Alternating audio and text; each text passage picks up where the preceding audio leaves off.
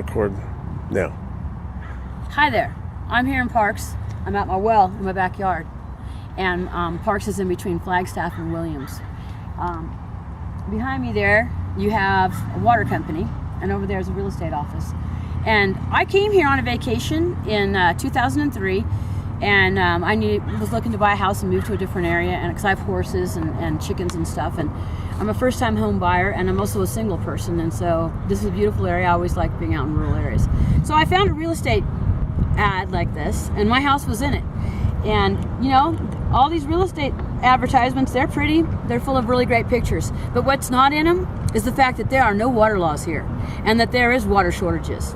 And so I bought my house from Kathy Clark at Cool Country Real Estate, and she had a water company, that water company behind me, and she never disclosed that to me. It was small, it didn't look like that then, so it wasn't really obvious to me, and I had come from out of state. So I didn't know that in the future it was going to be sold to someone and turned into a much bigger water company.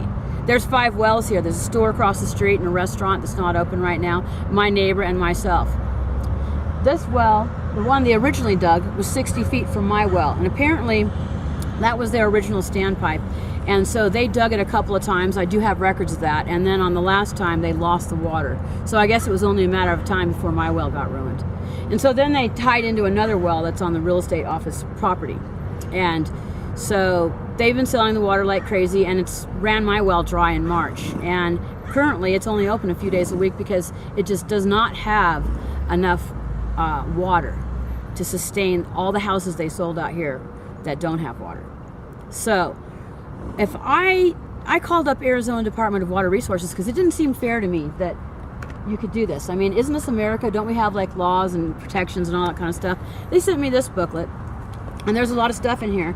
And everything that happened to me, if I was in an AMA, an active management area, none of this would have been allowed to happen, but we're not. Only half the state is protected. The other half is not. So they told me that, yeah, they sent me this book, but there are absolutely no water laws here in this area, and that anyone can do anything they want. They can drain your well, they can drain anybody's well. It's just a big free-for-all. So I contacted Matt Ryans, and I've contacted Brenda Barton, and I've contacted the governor's office, and I've contacted the Salt River Project, and nobody cares. There's no laws here. So this year is going to be a governor's race, so I think it'd be a really good time to contact them. Because I'm going to tell you, if I had known any of this stuff, I never ever would have moved here. This is my first home I've ever bought. And it's really cool and I really like it, but the fact that someone can put in a water company next to yours or have one next to yours and not tell you and run it dry and say, oh great, I now have to drive 35 miles one way to Flagstaff to get water. Because the other thing here is, so they are not allowing any of these bigger wells open to support this community that would allow, so they would take a lot of pressure off this little water company. They're making up little things about how their driveways aren't open or big enough, but there's 3 other wells that could be open in this area that could sustain a lot of this population. Because you see, another thing about this is they are allowed to have unlimited growth up here, and they don't have to have any proof that there's water that can sustain it. So you could buy a house here, and this place could totally run dry, and the climate could change, and you will be totally screwed. And if I had had this information disclosed to me before I bought this house, I never ever would have come here.